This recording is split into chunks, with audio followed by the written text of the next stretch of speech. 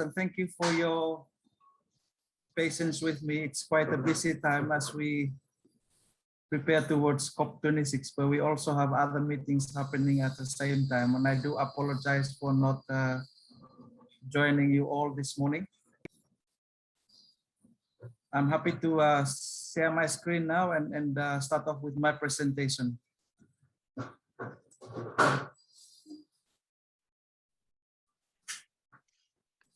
Exley,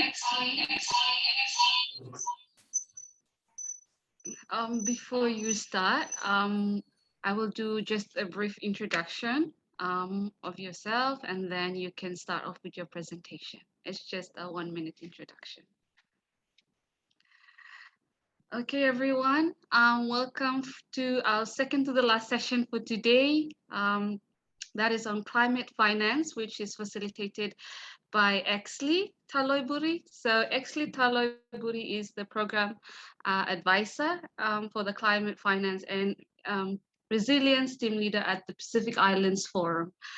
In his position, he advised Pacific Island governments on climate finance, disaster risk finance, and resilience issue. He has participated in the past 8 COP meetings and is the one COP technical lead support on climate finance in the UNFCCC COP, including COP26. So Exley, we welcome you. The floor is yours. Over to you. Thank you very much for that introduction, Belinda.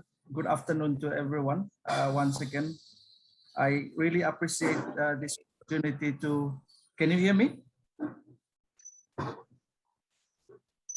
Exley, I think you're having audio problem. Can you talk again?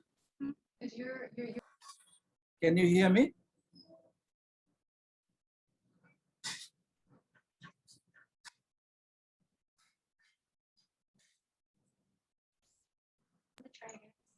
Yeah, we can hear you, Exley.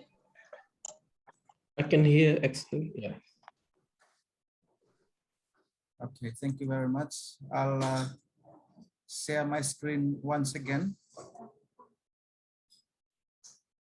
Thank you very much. I understand that I am requested to present on the climate finance priorities for COP26.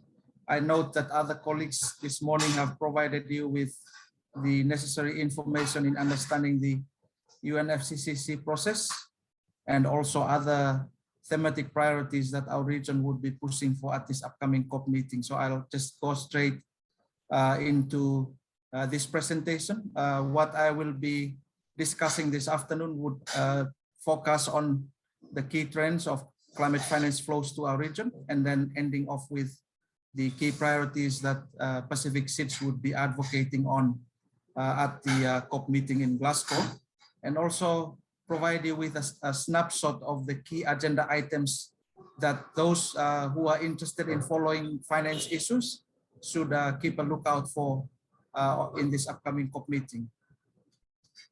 I am not too sure in terms of the audience this afternoon, in terms of your level of understanding about climate finance. And when you hear about the 100 billion commitment that developed countries have committed to, which was supposed to be delivered by, it was to come from a wide variety of sources, and that includes public sources as well as private sources. And together, those financial flows addressing adaptation and mitigation priorities in developing countries is what we refer to as climate finance, and that links to that 100 billion commitment.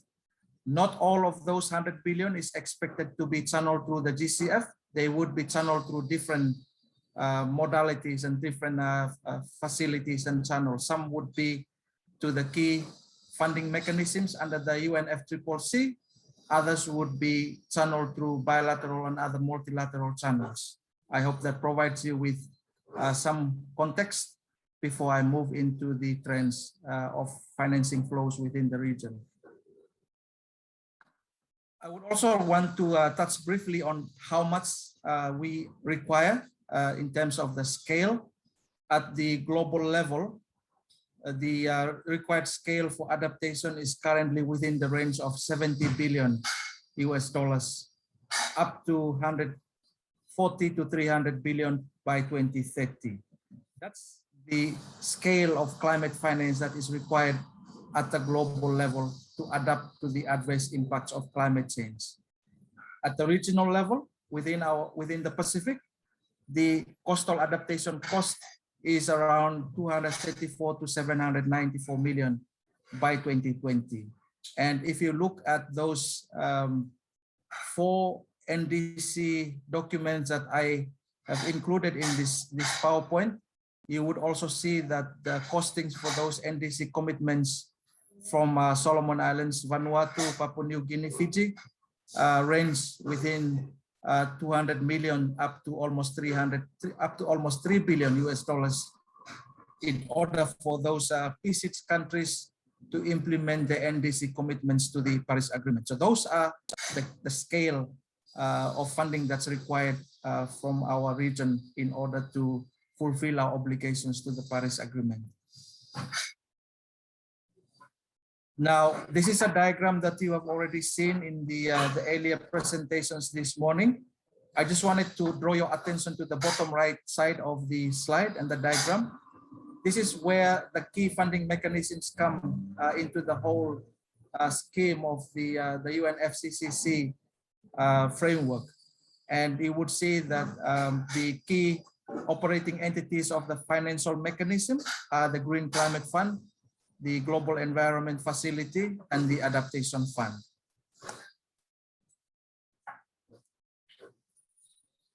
I will now move to the status of access for Pacific 6. In the past 10 years, just over $2.2 billion has been approved for the Pacific. On an annual basis, that equates to just $220 million. And when you look at this figure and the earlier slide that I mentioned in regards to the scale that's required, you will see that there's a huge financing gap in Pacific Seeds. There's a latest report that was just released last week by OECD on the climate finance flows and how much was mobilized by developed countries. At the moment, as of 2019, where we are now with that 100 billion commitment, it's only $79.6 billion. And with this amount of money that is coming through the Pacific on an annual basis, it equates to just 0.28% of the global climate finance mobilized in 2019. That is a huge concern because we are recognized in Article 9.4 of the Paris Agreement. Seeds and LDCs are the most vulnerable, and climate finance should be prioritized for the most vulnerable. If this diagram is compared to what that article in the Paris Agreement is saying, then there is clearly a mismatch between how much is flowing to the Pacific and the need that seeds and LDCs should be prioritized in the implementation of the Paris Agreement. Globally, for all seeds, only about 1.9% of the amount that was mobilized in 2019 is going to all small island developing states globally. Of this, 98% is in the form of projects. What it means is that this is not sustainable. Projects have an end time, and as a result of that, sometimes the pilot activities are not sustained beyond the lifetimes of projects. But it also takes up a lot of time for government officials that are required to report on projects, sit in steering committees, and so forth. In terms of the breakdown between how much is coming from multilateral and bilateral sources, our countries in the southern part of the Pacific are mainly accessing climate finance from multilateral sources. Those in the North Pacific are mainly accessing from bilateral sources. Some of it is attributed to capacity constraints, but also in the North Pacific, they have the US compact funding where a lot of budget support by the US goes directly to the countries as opposed to those in the southern part of the region of the Pacific. Zooming in specifically on the 3 key funds that I showed earlier in one of the slides, the GCF, at the moment, about $440 million has been approved for our countries in the region. You can see on this slide where each country is in terms of the projects that have been approved under the GCF.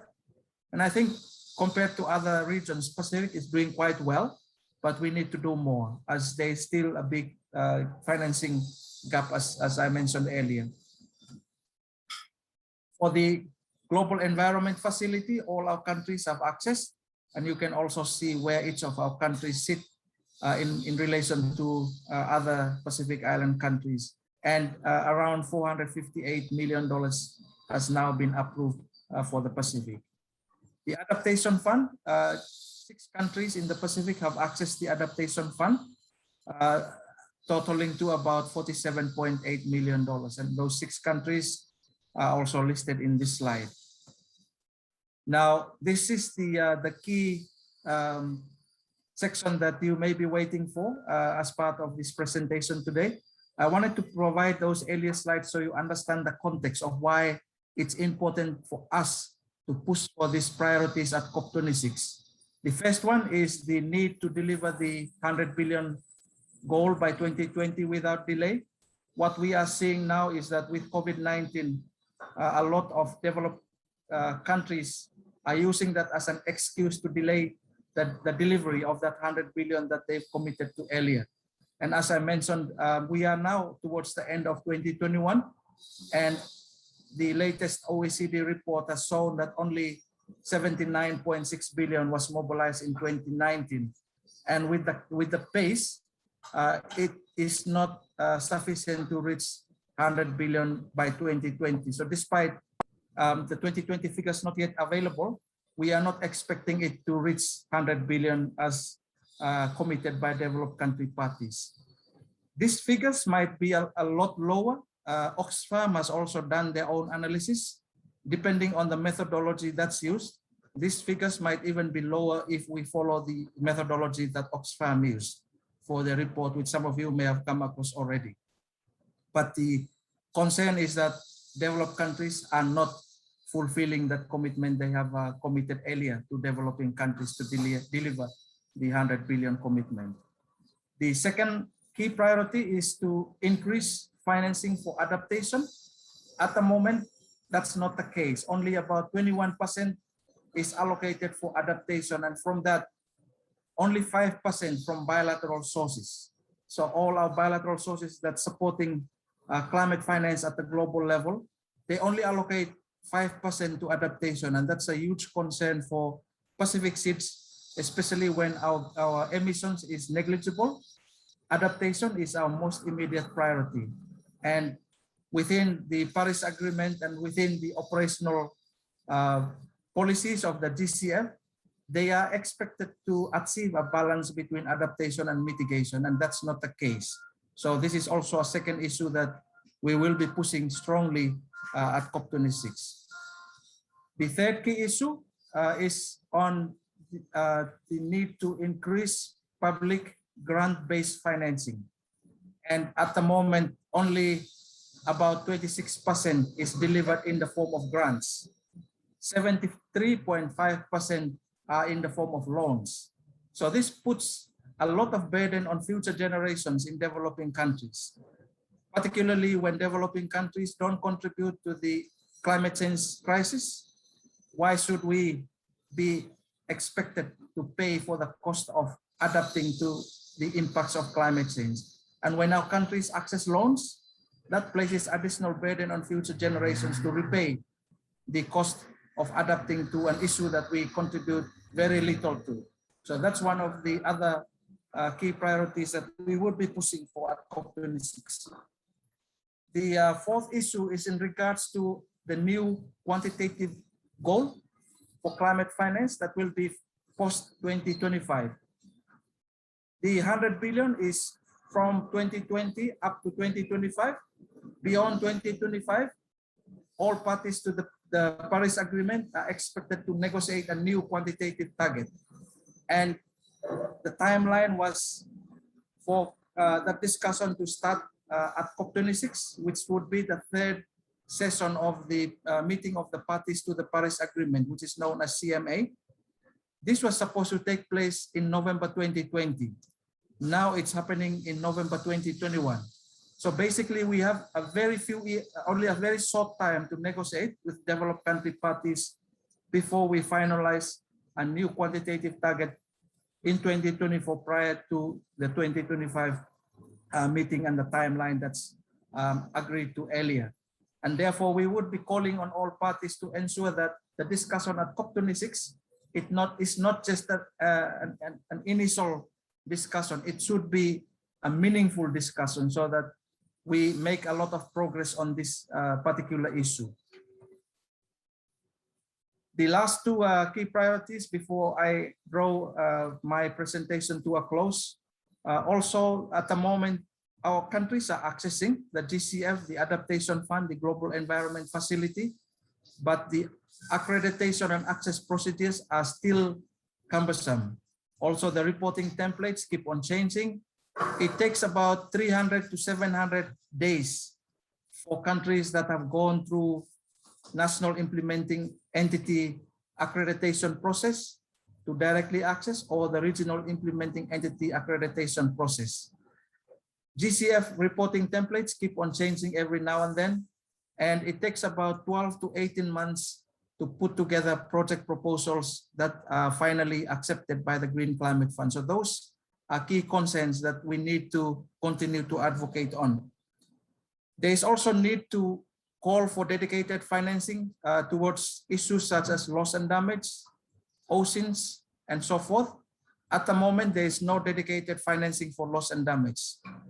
Also, oceans issues is important to the Pacific, but it's not fully recognized in the Paris Agreement. And as such, there is no dedicated financing under the climate finance mechanism for oceans-related initiatives.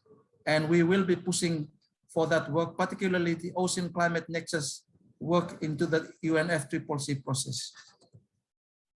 This is my final slide. It basically provides an overview of the key agenda items that participants or those of you that are interested in climate finance, if you would like to follow the negotiations, these are the key items that you should keep a lookout for.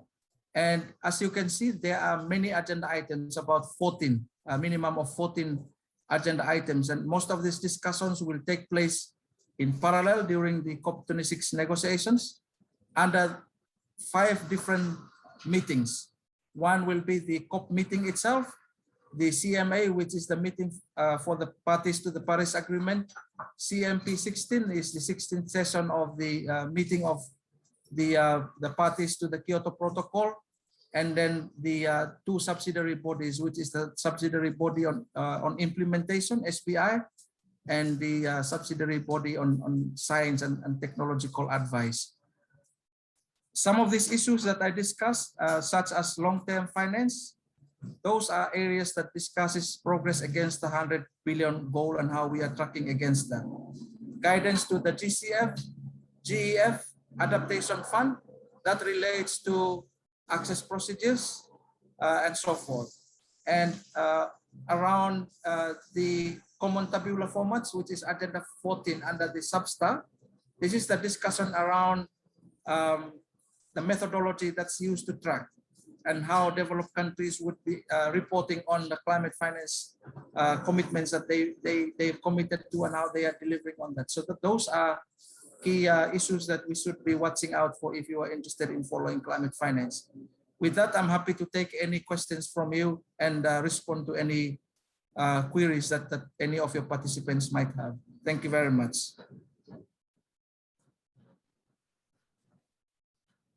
Thank you very much, Exsley, for that very detailed and informative presentation.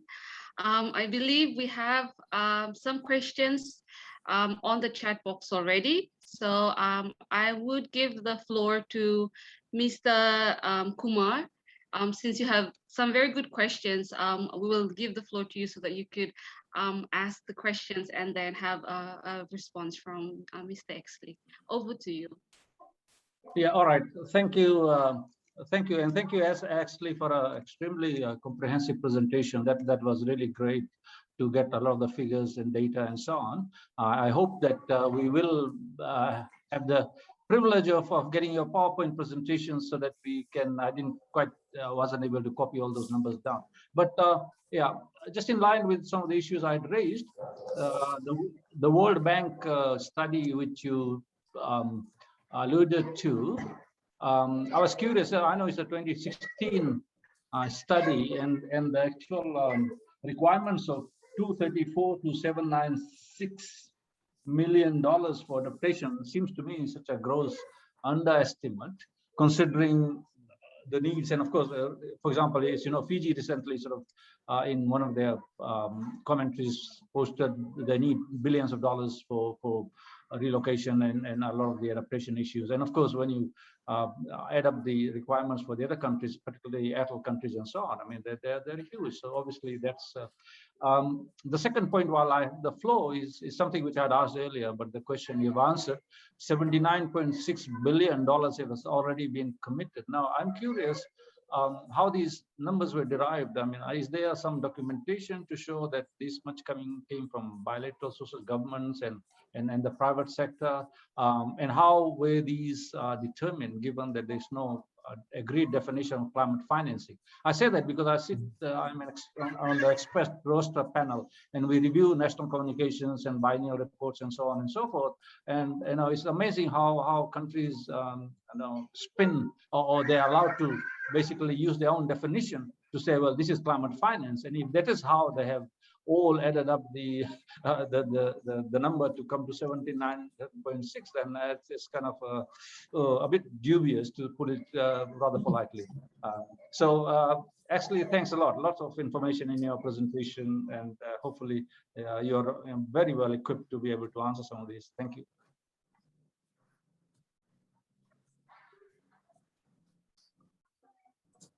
Thank you, Mahendra, Dr. Mahendra.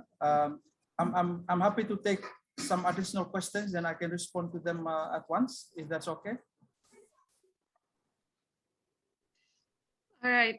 Thank you, Mr. Mahendra. Another question that we have on the chat box is from Dr. Christopher Butler.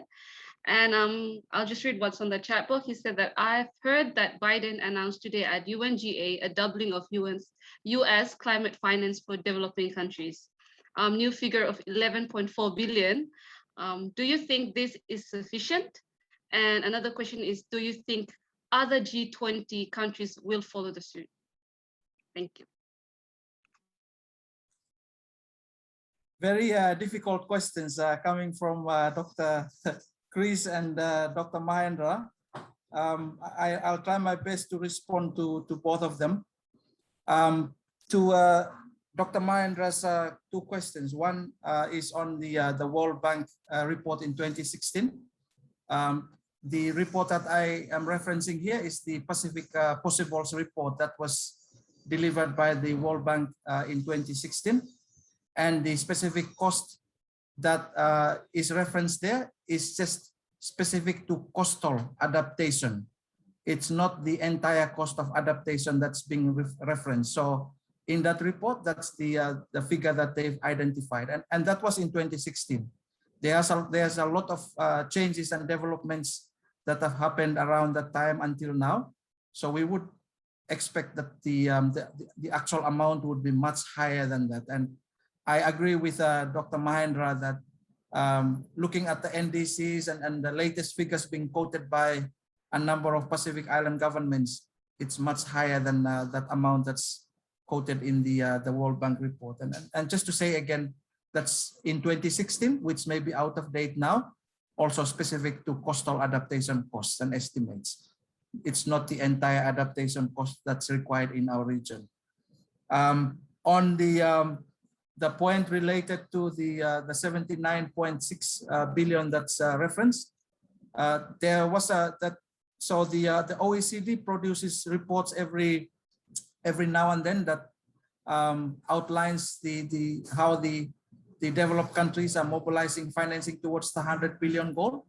In 2019, they also released a report. The latest report was just released last week on the 17th of September. And that's the figure that I'm quoting there. So my understanding from OECD is that they use the DAC, the DAC indicators to measure climate relevance from interventions by developed countries. I do agree as well that that's not that's not a 100% accurate methodology. There's a lot of debate, and Chris and mine have been to negotiations, and they know very well about that there's still no agreed definition on climate finance internationally. And so countries are using their own methodologies to measure climate finance. And even these figures by OECD, although it's the figures that the Standing Committee on Finance is always drawing on for their biannual reports on the flows of climate finance. One is also out. This is not widely accepted by the developing countries. As I mentioned, Oxfam have done their own analysis using their own methodology. The government of India has done their own analysis in 2019, the lead up to COP25 in Madrid. So I think there's still a lot of challenge, and the key question is, until we address the issue on the definition, then there will not be any agreed definition on whatever methodology that's used. But I hope with that agenda item in the substar on the reporting, the tabulated reporting template, it might help around ensuring consistency in the way that countries report on their climate finance commitments. Now, the question from Dr. Chris, yes, I think it's a good sign that the US President has announced that new climate finance commitment of $11.4 billion every year. I think it's taking us closer, but we are still off track from that 100 billion commitment.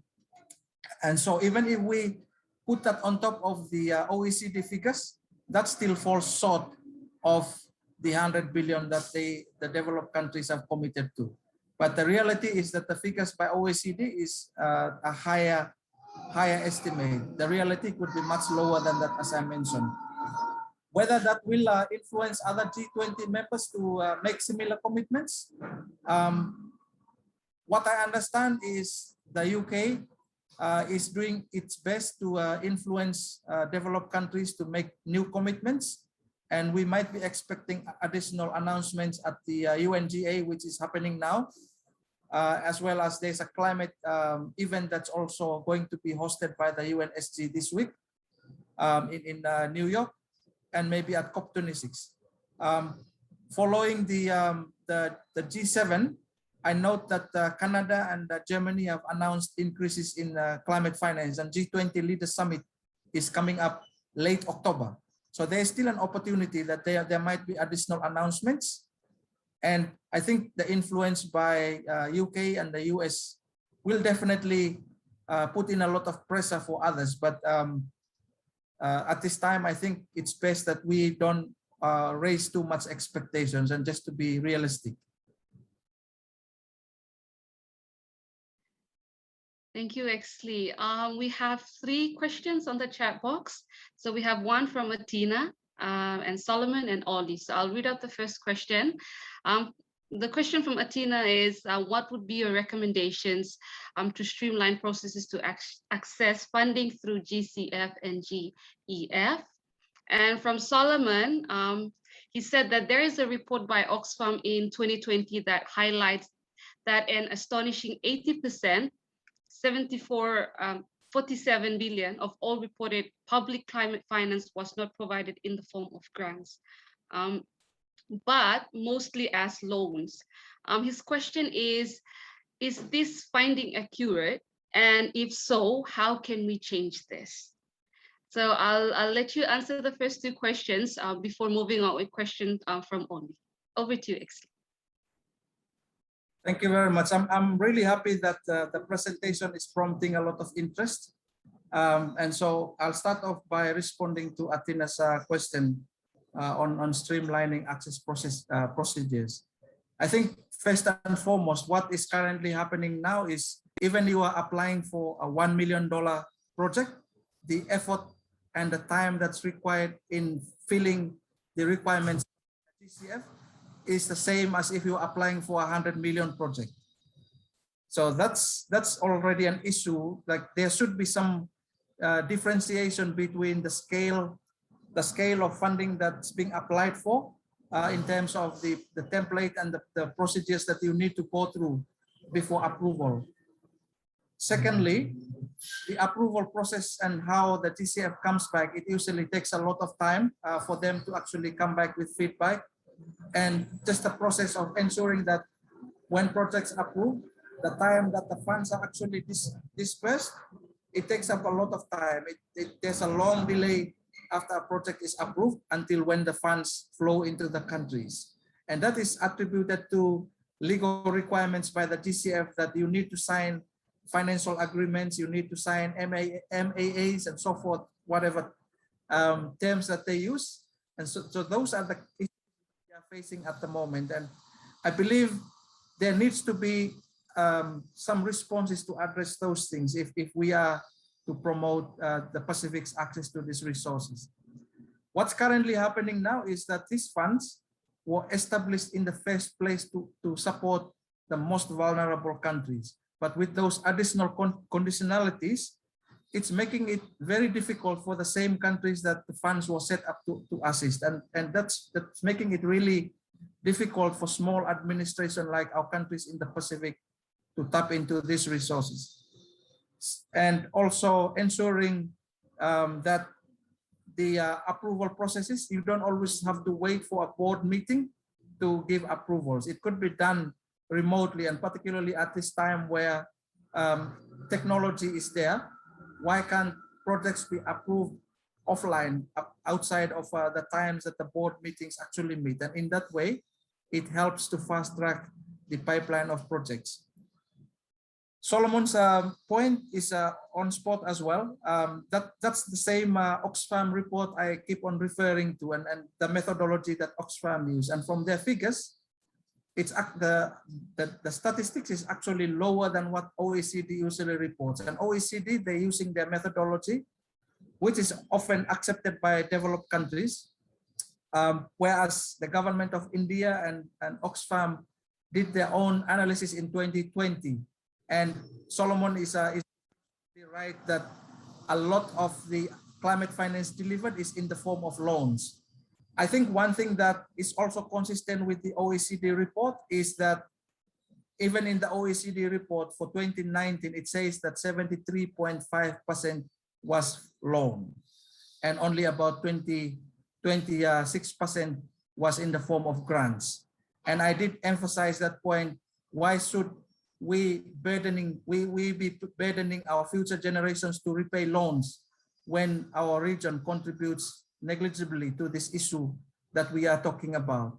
When our countries access loans, that is exactly the message that our governments are now buying into. And I make that point particularly for projects like the Tina River Hydro in Solomon Islands. About 70 million of that is loans, and only 16 million is in the form of grants, and that's the $86 million that Solomon Islands has access from the GCF. So that adds to that narrative about the loans, and I think that should be of concern young Pacific Islanders like those of you that are part of this call today, because you will be the ones repaying those loans in the future.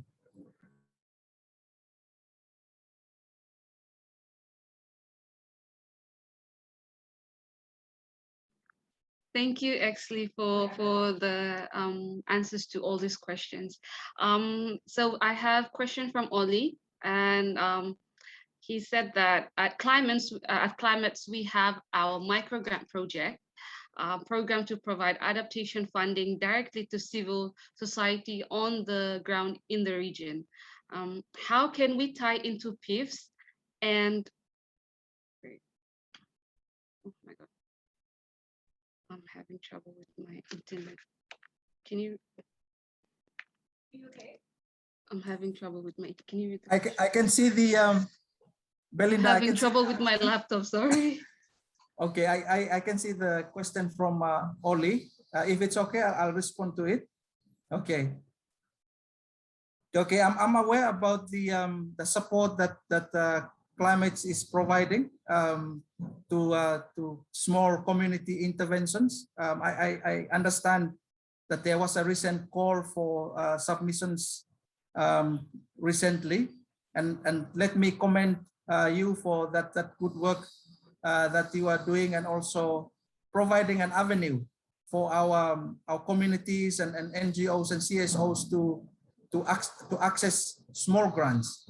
That's one of the key challenges that we have with this the global funding architecture, is that a lot of these funds are directly accessible by governments and not giving an opportunity for CSOs to access. And there's not so many opportunities for small grants towards climate change. And apart from the support that climate is providing, the others that I can think of was the US aid PICAN fund, and also the JEF small grants program. The only few that I can think of in terms of small grants being provided to CSOs and NGOs to support with climate-related projects. In regards to your question, how can we tie into PIFs and adaptation? We do have an NSA team within PIFs that's responsible for working closely with non-government stakeholders.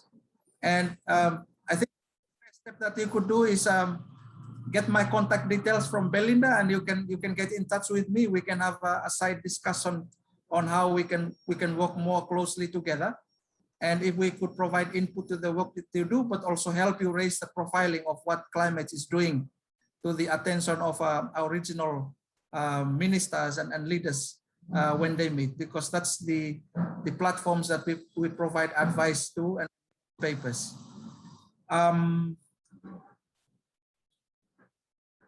I think your other part of the question is in regards to contacts we could engage to increase our disbursement of grants. I believe that also would benefit if you get in touch with me by email, then have a discussion on how we can progress with those points that you mentioned only. Thank you, Exley. So we have, I think we can take 2 more questions before we wrap up the session. So we have one question from Atina, and her question is, do the finance mechanism provide for speedy dispersions of funds during a natural disaster?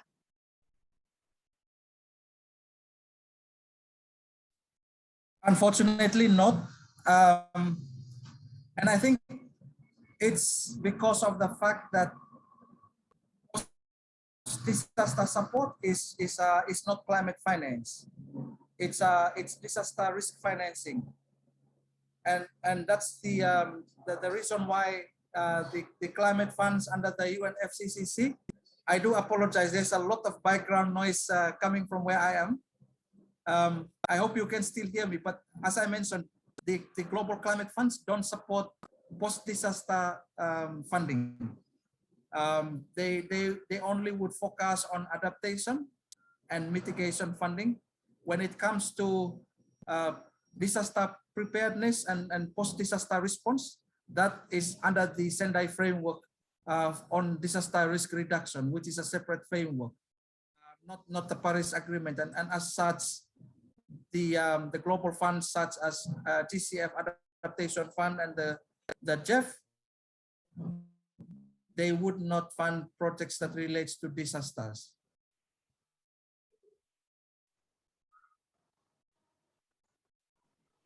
Thank you very much, Exley, for that. So we still have a couple of minutes left for the session, but we can still take 2 more questions or comments from anyone in the session. So if you have any comments or anything in response to what Exley has presented today, you can share your comments now. Or if not, we will wrap up the session, and our next session will be on the International Court of Justice Advisory Opinion that will be facilitated by Solomon Yo and Vishal Prasad. That will be starting in 20 minutes time. So we're good to have any more questions or comments, please. Over to you, Exley. If I can also prompt the participants, and noting we have some very experienced people in this meeting, Mahen and Chris and others. If I can prompt maybe just to hear the views as well.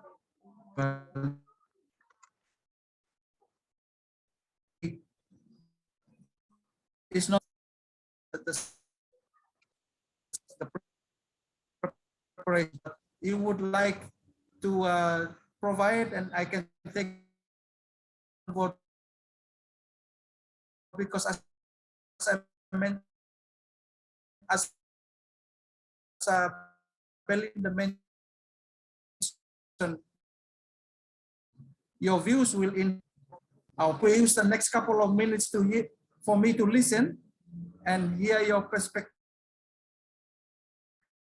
and if anything there, over to you, Mahen. I see you want to make a point there. Okay, sorry, I had a comment, but I couldn't, I don't know whether it's my system, but I couldn't really get what Exsley was saying in the last couple of minutes. Can you hear me? Yes, okay. One of the indicators for global climate funds, which is allocated by aid and all that, is, as you know, I think they're required to provide about 0.9 or 0.7% of their GNP. And in the actual fact, I mean, we all know that apart from a couple of countries like Sweden and so on, at one stage UK was, most of countries are falling short. In fact, even UK has actually come down in terms of its contribution to in this space, and they are, you know, the president and the host for the COP26. My question really to Exsley and to PICAN generally is, do you think there's an opportunity here at the forum level, for example, to lobby governments who, at least the members of the developed country parties who are members of the forum at one level, and of course at the wider level, for them to you know, live up to these sorts of numbers? Because I think we see, as Exsley knows, the world trend is really declining percentage of aid given to developing countries, and a lot of these actually is being allocated or being double counted as climate finance as well. So and I was also going to ask PICAN if there is something which they can also address as a kind of a issue to lobby organizations and governments to sort of bring this up regularly, and I'm sure they do, but you know, much more aggressively. Thank you.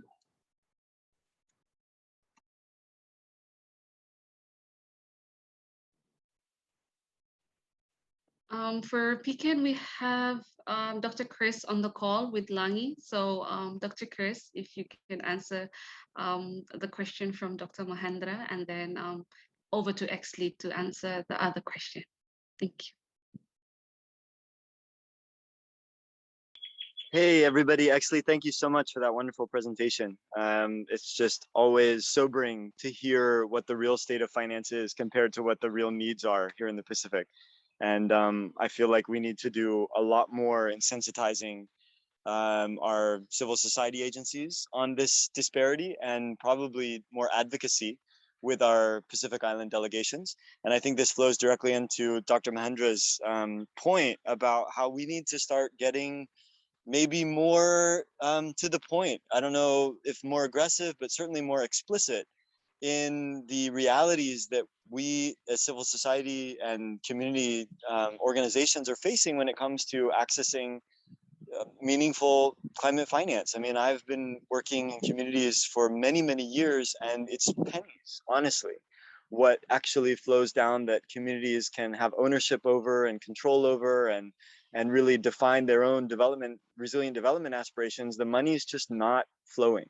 And we all know the challenges of national kind of implementing entities and national departments managing finance, that it doesn't really in any decentralized way flow down to the people who need it the most. And so I very much support Dr. Mahendra's proposals that PICAN and all civil society in the Pacific join Oxfam and others who are really taking this fight to the global level, and also taking it to the partners who should be giving the finance as required by the UNFCCC and the obligations they've made. So I think this is definitely, finance is a space that everybody's interested in, and we in the Pacific can bring a lot of experience and stories about what happens when you don't have finance, and the challenges with accessing finance that is mobilized. So great comments, both. Thanks.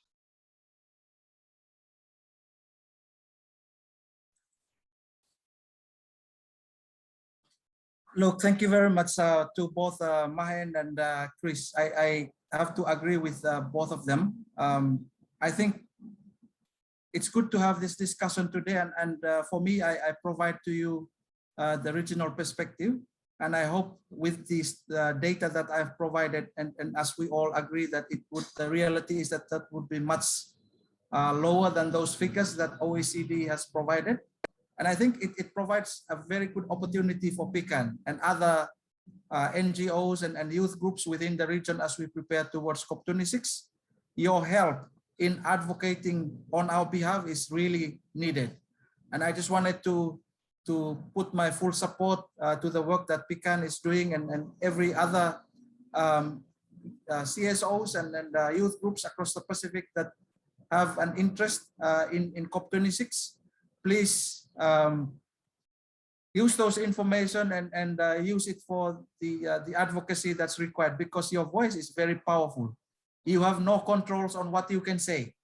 For those of us that work in political organizations like PIFS, we do have some restrictions in place and protocols that we have to observe. But I think one good thing about PICAN and others is that you don't have any borders to what you can say. So I think with that, as a Pacific Islander, I would encourage that you take on board the information that the presenters have provided to you today, and use it to inform strong positions for your advocacy in the lead up and at COP26. And completely agree with Mahen.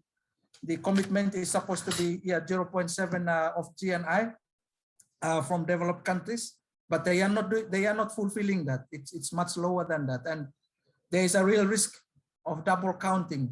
The same $1 that they count for their development ODA, their development assistance towards education or health sector, it's the same $1 that they also count as climate finance. What you will see now is that there's a lot of narrative which says, well, development financing is climate change financing. We cannot really differentiate. That's true when it comes down to the implementation level. Finance is finance, despite whichever source it comes from. The risk in there where we would need to manage very closely is the fact that there could be double counting. And a lot of donors, what we see now is that they are saying, well, we are climate proofing our development portfolio. We are climate proofing the education portfolio. We are climate proofing the health portfolio. There's a real risk there for double counting, as I mentioned. So that's why we need to closely monitor that. And CSOs, you are really well placed to actually critique that narrative. And I think I hope that's clear to you, that you are in a good place to critique that narrative. That it's okay to say that, but you need to ensure that there's still clarity in terms of reporting that climate finance should be new and additional to ODA, traditional ODA.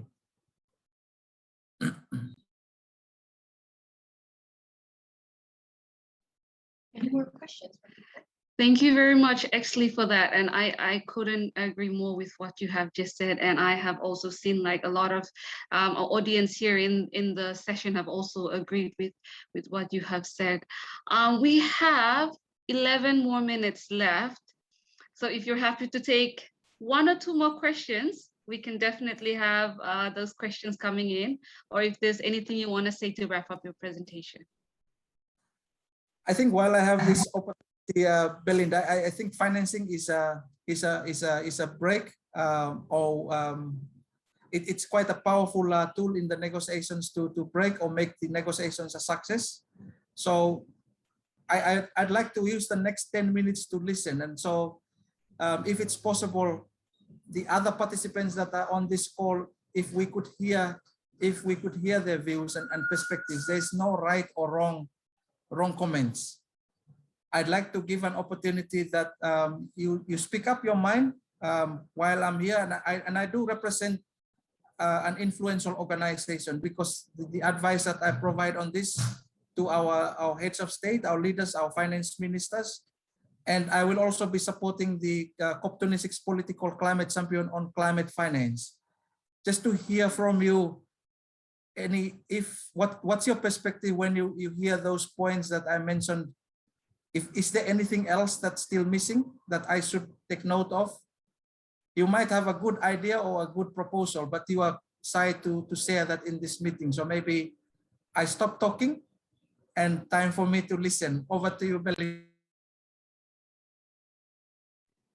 Thank you, Exley, for that. So everyone, the floor is open for 10 minutes discussion and comments. So please, if you have your questions or comments, you can turn on your camera and unmute yourself and say what you want to say. So the floor is open, everyone.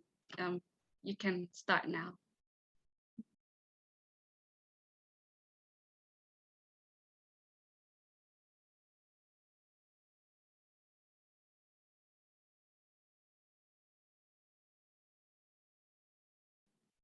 Oh, okay. Okay, so we have one question from Oli on the chat box. His question is, what about blockchain technologies making funds more available for mobilizing funds? Have folks thought about things like Bitcoin for climate finance? Over to you, Exley. Digital currency.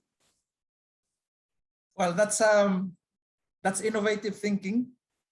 At this stage, I note that discussions around Bitcoins are happening bilaterally. There are some countries that are exploring blockchains and Bitcoin, such as Tuvalu and few others. But there is no regional position on Bitcoins. I think at this time, what we also need to be mindful of is there's a lot of scams happening with Bitcoin, and there's a lot of people that have been conned with Bitcoins, and I think this is something that could be a possibility because at the moment I think we need to move away from the business as usual approach, and we need to explore more innovative ways of doing things. And I think this is where I mean, some of us, maybe our generation is not something that we can now think about, but for you young people, this may be something that you can think about in the way that you work in the future, and coming up with innovative solutions that can work in our context in the Pacific. So I would say that it's not being discussed at the regional level at this stage, but it's a possibility. There are now interests on exploring innovative financing, and this is one that I think is an innovative option for thinking about financing in the future.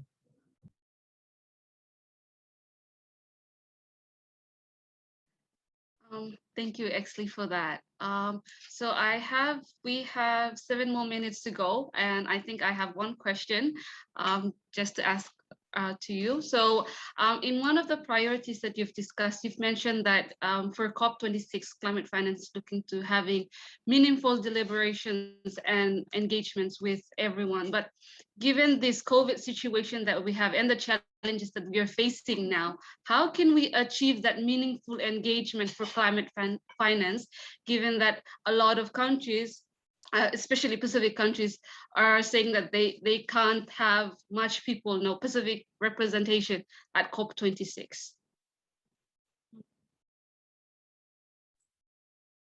Belinda, that's a very valid point that you've raised, and that's one key issue that a lot of governments have also conveyed to the regional organizations, the One Crop team, in regards to the limitations with the way that the UK is progressing with COP26.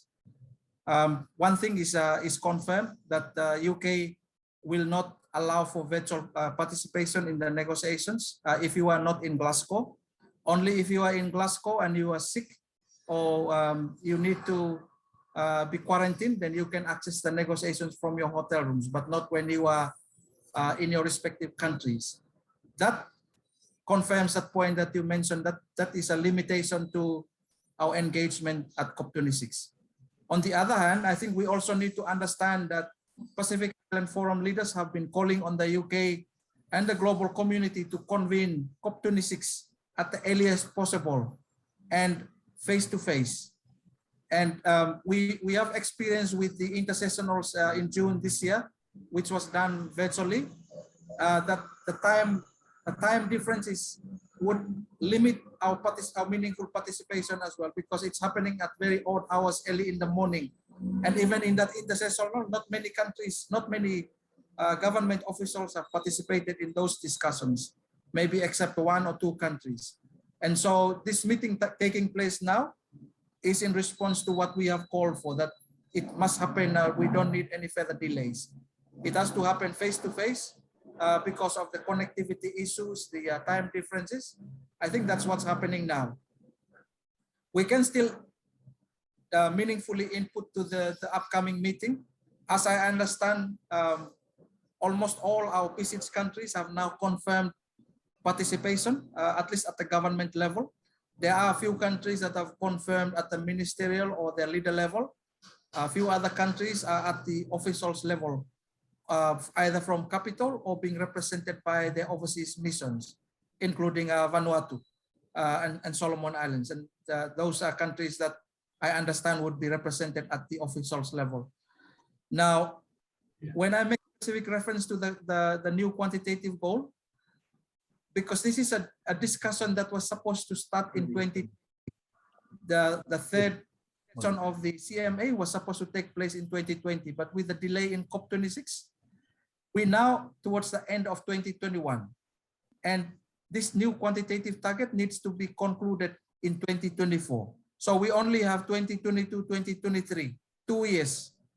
2 years is not enough, noting the slow progress in the UNFCCC process.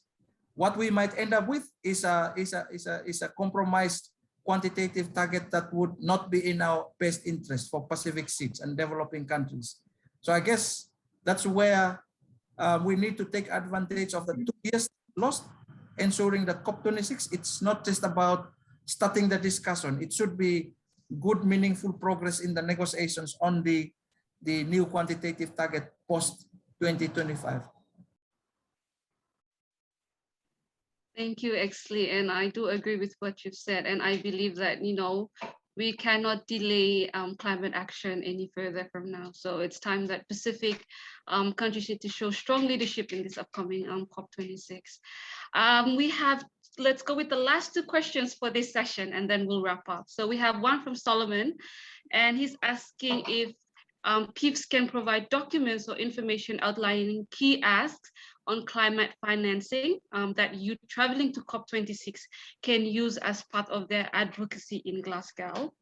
So that is Solomon's question. And the second question is from Elvis, sorry. And he is asking that he was referring to your presentation about the adaptation fund. And his question is that fund comes in a form of grant or loan, and which civil society is responsible to disperse the fund for adaptation? Over to you, Exley. In response to Solomon's point, I think the basis of the PowerPoint presentation is a good starting basis for our Pacific youths that would be traveling to the COP26 meeting and also the Milan meeting at the when you look at those slides that I presented on the statistics at the beginning, based on the current figures, only 0.28% of global climate finance flows to the Pacific SIDS. That's not even 1%. For all global SIDS, including the Caribbean and Indian Ocean, it's just about 2%. That's really a big concern, because Article 9.4 of the Paris Agreement, which is the article that relates to financing, it specifically says that priority should be given to the most vulnerable, in particular LDCs and SIDS. So there's a clear mismatch. If you only allocating 2% of global climate finance to the most vulnerable, what is the message that the global community is trying to show to the global community? So I think that's a key point that you can start your narrative on. And in addition to that, the key asks that I presented in the slides, I also provided those supporting facts. And those are figures that's not just picked out from nowhere. They are picked out from data and reports that are available. In 2020, end of 2020, there was a climate finance experts group report commissioned by the UNSC that provided a report. Also a UNEP report, climate finance report, that was also issued at the end of last year. And all those inform the figures, including the national climate finance assessments that we have undertaken in our Pacific Island countries to date. So I think you are in a position where you can draw on those data. Nobody will question you. So that's a message to our Pacific youth. You can use those data that's in there. No one will query or oppose those figures if you use them. Those are figures that are based on reports that have come out, based on analytical work done in our own region.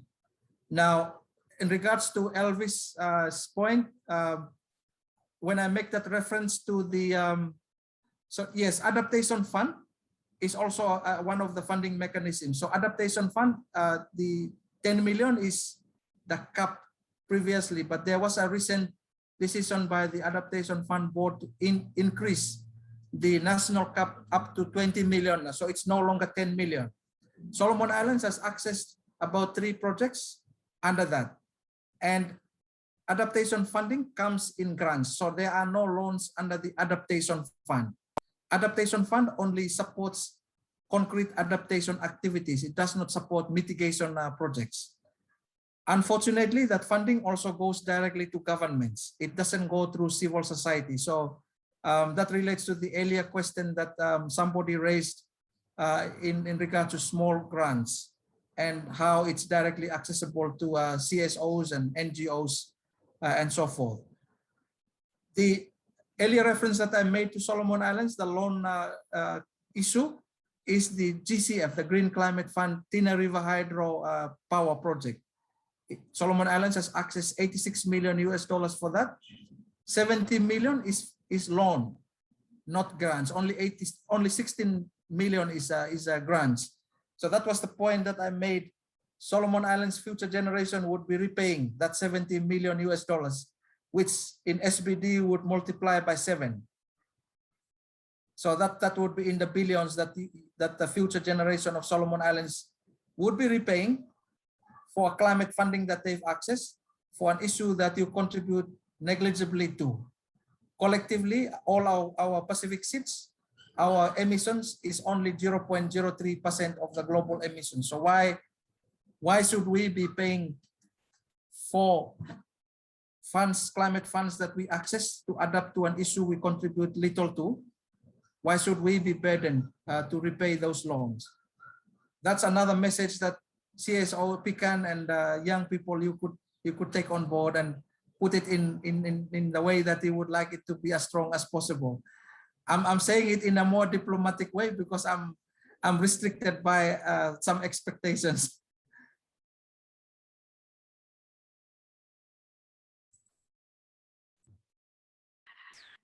Thank you, Exley. Those are some very, very good feedbacks to the questions that have been asked by our audience. Thank you very much for your time. Thank you to all the audience for the great questions and the discussions that we have. We are so grateful that we had this session with you to have a good, brief idea on what we're looking towards COP26 and what we can do now towards COP26. So thank you very much, Exley, for that presentation, for that really great presentation. And also thank you to our audience that have attended and listened. And also, yes, I will have the slides. We will have the slides, and we will share it across. If you need the slides, we will. Athena will share our emails on the chat group, and you can email us, and then we will forward the slides to you. So we are also in our next session now. So thank you very much, Exsley.